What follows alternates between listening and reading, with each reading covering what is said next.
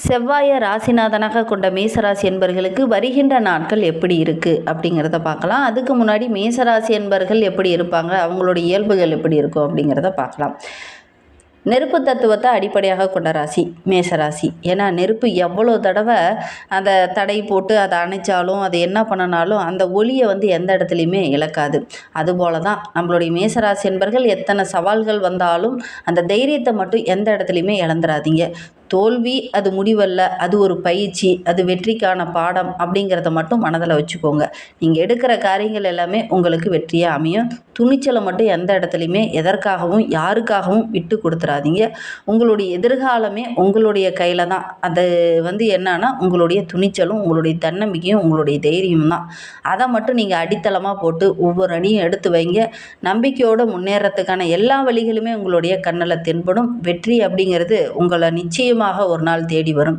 ஏன்னா செவ்வாயோட ஆதிக்கத்தில் பிறந்த நீங்கள் எப்பவுமே தோற்று போக மாட்டீங்க. தோல்வி அப்படிங்கிறது உங்களுக்கு பிடிக்கவே பிடிக்காது. எல்லா இடத்துலையுமே வெற்றி, அந்த முதல் இடம், முதல் அச்சீவ்மெண்ட். தொழிலையுமே கூட அந்த முதல் இடத்த பிடிக்கணுங்கிறதுக்காக கடுமையாக உழைக்கக்கூடிய ஒரு நபர்களாக தான் பெரும்பாலும் இந்த மேசராசி என்பர்கள் இருப்பாங்க அப்படின்னு சொல்லலாம். ஏன்னா ராசி மண்டலத்தில் முதல் ராசி நெருப்பு தத்துவத்தை அடிப்படையாக கொண்ட ராசி. அதனால தான் இந்த மேசராசி என்பர்கள் பார்த்திங்கன்னா எல்லா இடத்துலையும் தைரியமாக இருப்பாங்க. இந்த தலைமைத்துவம், தலைமை பொறுப்பு, வேகம், சுறுசுறுப்பு, இந்த போராட்ட குணம், இது எல்லாமே இந்த மேசராசி என்பர்கிட்ட இருக்கும். ஏன்னா இது எல்லாம் இல்லைன்னா மேசராசி என்பர்களே இல்லை.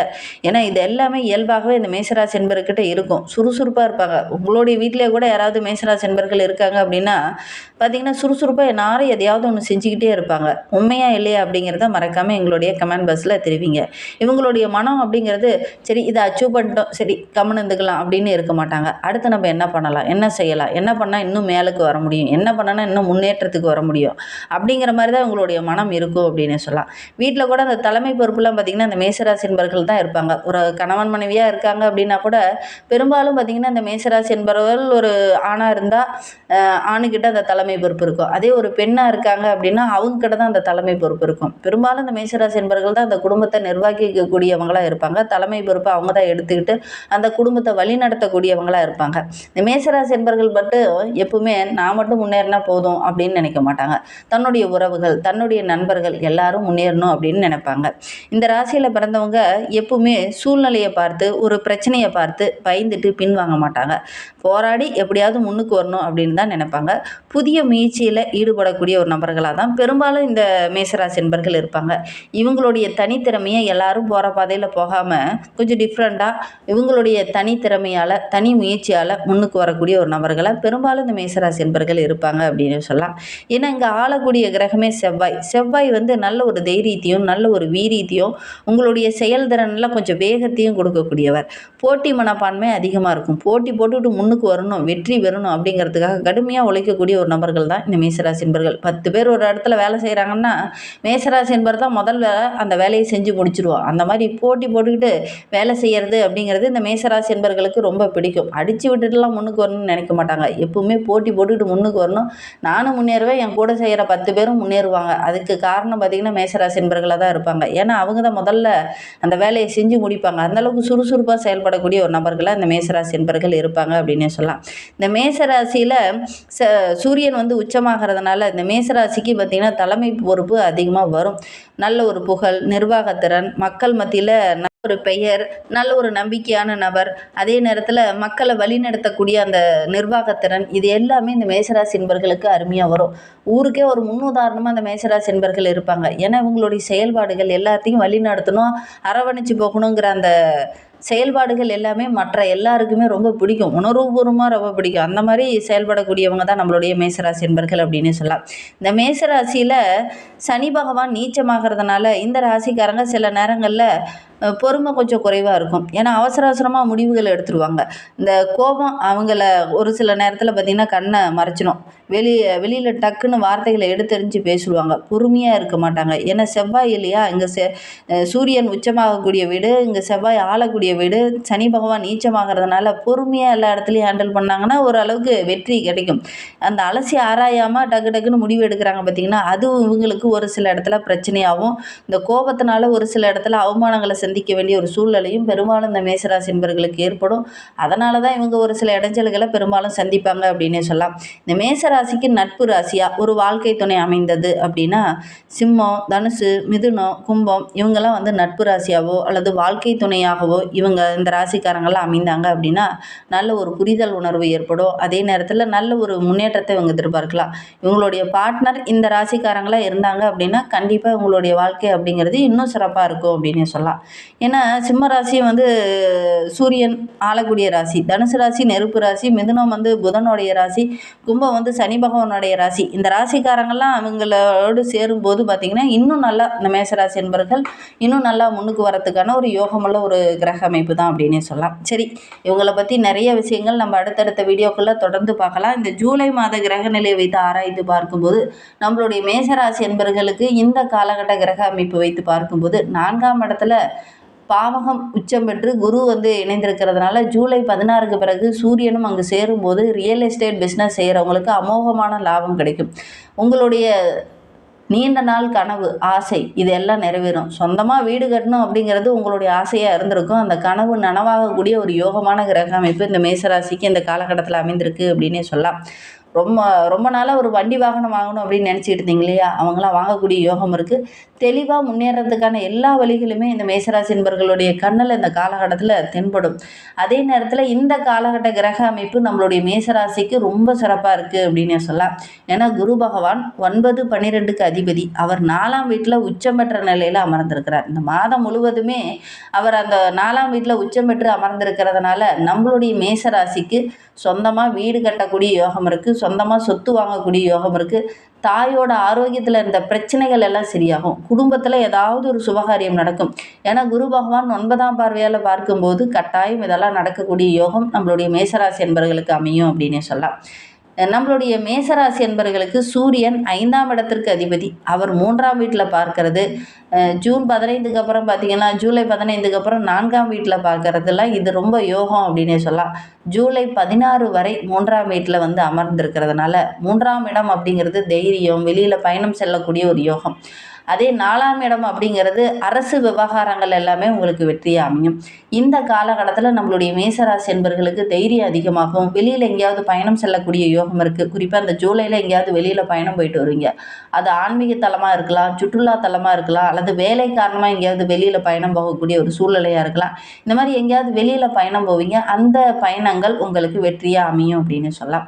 நம்மளுடைய மேசராசிக்கு செவ்வாய் 8க்கு வந்து அதிபதி. அவர் 2ஆம் வீட்டில் இந்த மாதம் முழுவதும் பயணிக்கிறதுனால திடீர்னு ஏதாவது ஒரு தொழிலில் ஒரு சில மாற்றங்கள் நிகழும். அதன் மூலிமா ஓரளவுக்கு வருமானம் கிடைக்கும். குடும்ப உறுப்பினர்களால் ஒரு சில இன்னல்கள் வரத்துக்கான ஒரு சூழ்நிலை இருக்குது. திடீர்னு கடுமையாக பேசுவீங்க. ஏன்னா 2ஆம் இடத்துல செவ்வாய் உங்களுடைய ராசிநாதன் 2ஆம் இடத்துல இருக்கிறார். கடுமையாக பேசுவீங்க. ஒரு சிலருக்கு பல் பிரச்சனை வரும், ஒரு சிலருக்கு எலும்பு சம்பந்தமான பிரச்சனைகள் வரதுக்கான ஒரு சூழ்நிலை இருக்குது. அதனால் இந்த காலகட்டத்தில் ஆரோக்கிய விஷயத்துலேயும் கொஞ்சம் கவனமாக இருந்துக்கோங்க. இந்த மேசராசி என்பர்கள் யாராவது இந்த வீடியோவை பார்த்துட்டு இருக்கீங்க அப்படின்னா இந்த ஜூலை மாதத்தில் கட்டாயம் உங்களுக்கு பல் சம்பந்தமான பிரச்சனை ஏதாவது ஏற்பட்டிருக்கும். உண்மையா இல்லையா அப்படிங்கிறத மறக்காமல் எங்களுடைய கமெண்ட் பாக்ஸில் தெரிவிங்க.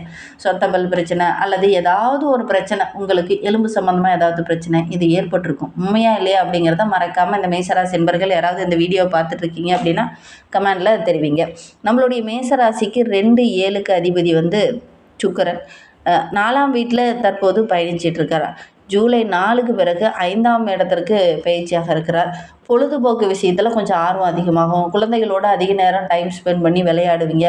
குழந்தைகளுடைய படைப்பாற்றலை பார்த்து நீங்களே ஓ நீ இந்த அளவுக்கு செஞ்சீங்க அப்படிங்கிற மாதிரி அவங்கள ஊக்கப்படுத்துகிற மாதிரி ஏதாவது ஒரு நல்ல விஷயங்கள் செய்வீங்க. உங்களுக்குன்னு தனி ஒரு அங்கீகாரம், பாராட்டு, நல்ல ஒரு பெயர், புகழ் இதெல்லாம் கிடைக்கும். அதிக நேரம் குடும்பத்தோடு ஒன்றிணைந்து பயணிக்கக்கூடிய யோகமான கிரக அமைப்பு இந்த மேசராசிக்கு அப்படின்னு சொல்லலாம். ஏன்னா சுக்கிரன் வந்து 7ஆம் இடத்துல இருக்கிறார். 7ஆம் இடம் அப்படிங்கிறது வாழ்க்கை துணையை குறிக்கக்கூடிய ஒரு இடம். அந்த இடத்துலையே சுக்கிரன் இந்த காலகட்டத்தில் பயணிக்கும் போது நம்மளுடைய மேசராசி என்பவர்கள் அதிக நேரம் குடும்பத்தோடு இருக்கிறதுக்கான வாய்ப்புகளும் சந்தர்ப்பங்களும் இந்த காலகட்டத்தில் அமையும். அதனால் நல்ல ஒரு மேன்மையும் நல்ல ஒரு சாதகமான பலனையும் எதிர்பார்க்கலாம்.